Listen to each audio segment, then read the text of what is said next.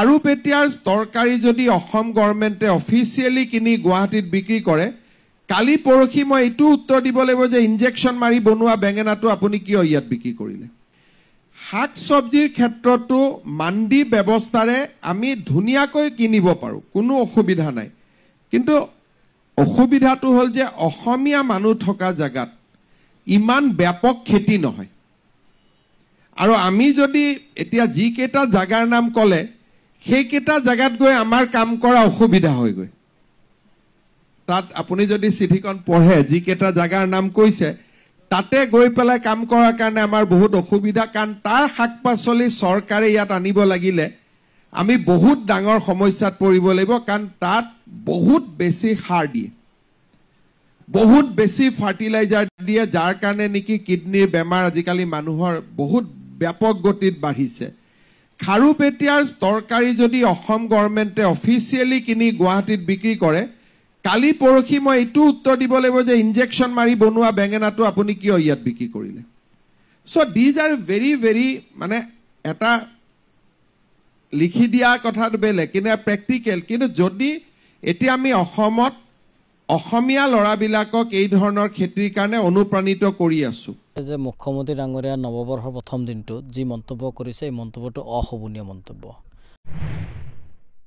আৰু ফটোআমিৰ বাহিৰে একোৱে নহয় বুলি মই অনুভৱ কৰিছোঁ। কাৰণ সদায় হিন্দু মুছলমানৰ ৰাজনীতি কৰি থাকেতো, এতিয়া তেওঁ কেতিয়া কি কৈ আছে, তেওঁ মানসিকভাৱে বিকাৰগ্ৰস্ত যেন লাগিছে।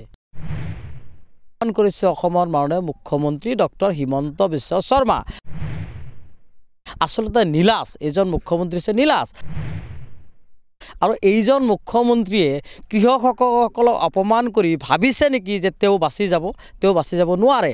এই অঞ্চলৰ কৃষকসকলে সম্পূৰ্ণ জৈৱিক পদ্ধতিত ব্যৱহাৰ কৰা আৰম্ভ কৰিছে। তেওঁলোকে গোবৰ সাৰ ব্যৱহাৰ কৰা আৰম্ভ কৰে, কেঁচু সাৰ ব্যৱহাৰ কৰা আৰম্ভ কৰিছে।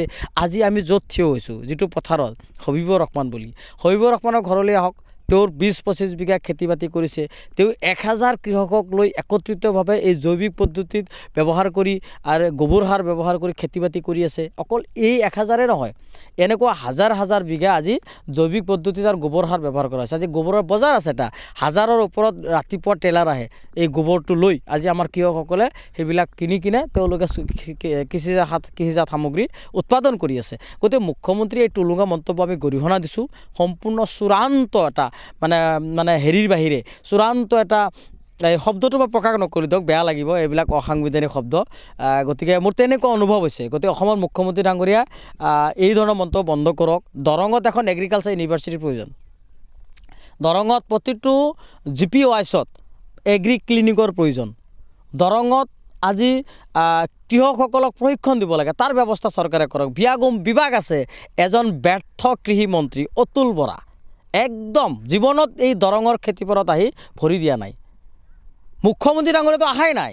গতিকে এটা অঞ্চল পৰিদৰ্শন নকৰাকৈ মুখ্যমন্ত্ৰী ডাঙৰীয়াই এই কোনোবা দালালৰ ৰিপৰ্ট মতে এই ধৰণৰ মন্তব্য কৰাটো আমি ঠিক পোৱা নাই, আমি ভাল লগা নাই, আমাৰ বেয়া লাগিছে।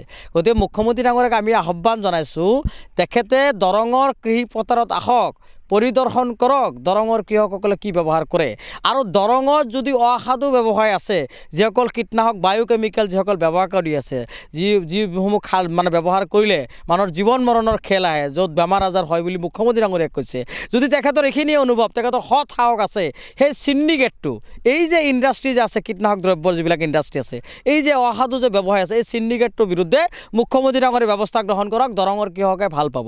কিন্তু সেইটো নকৰি আপুনি চিণ্ডিকেট কম হৈছে যেন লাগিছে, পইচা অলপ চাগে কম পাইছে, তাৰ কাৰণে এই ধৰণৰ মন্তব্য কৰিছে নৱবৰ্ষৰ প্ৰথম দিনটো। গতিকে আপোনালোকৰ জৰিয়তে মুখ্যমন্ত্ৰী ডাঙৰীয়াক সৎ জ্ঞানৰ মানে হওক আৰু এই অসাধু ব্যৱহাৰৰ বিৰুদ্ধে ব্যৱস্থা গ্ৰহণ কৰক, এই ইণ্ডাষ্ট্ৰীবিলাকৰ বিৰুদ্ধে ব্যৱস্থা গ্ৰহণ কৰক আৰু উপযুক্ত কৃষকসকলক প্ৰশিক্ষণ দি কৃষিজাত সামগ্ৰী উৎপাদনৰ ব্যৱস্থা কৰক আৰু এই উৎপাদিত সামগ্ৰীৰ যাতে উচিত মূল্য কৃষকসকলে পায়, যাতে কোনো দালাল চিণ্ডিকেটে যাতে নাপায়। বিভিন্ন সময়ত অভিযোগ আছে যে ইয়াতে 10 টকাৰ ফুলকবি গুৱাহাটীৰ যায় কিমান 50 টকা হয়। এই যে দালাল চিণ্ডিকেটটো, এই চিণ্ডিকেটটোৰ বিৰুদ্ধে মুখ্যমন্ত্ৰী ডাঙৰীয়াই কিয় ব্যৱস্থা গ্ৰহণ কৰে, নে মুখ্যমন্ত্ৰী ডাঙৰীয়াৰ সেইবিলাক পালিত ব্যক্তি এনেকুৱা যেন লাগিছে। গতিকে মুখ্যমন্ত্ৰী ডাঙৰীয়া এইবিলাক তৰল মন্তব্য কৰা বন্ধ কৰক আৰু আমি আহ্বান জনাইছোঁ দৰঙলৈ আহক, কৃষকসকলক লগ কৰক, হবিবৰ ৰহমানৰ ঘৰলৈ আহক। হবিবৰ ৰহমান ডাঙৰীয়া মুখ্যমন্ত্ৰী ডাঙৰীয়াক নীতি শিক্ষা দিব, কেনেকৈ দিব লাগে। গতিকে এইখিনিয়ে ক'লোঁ আৰু।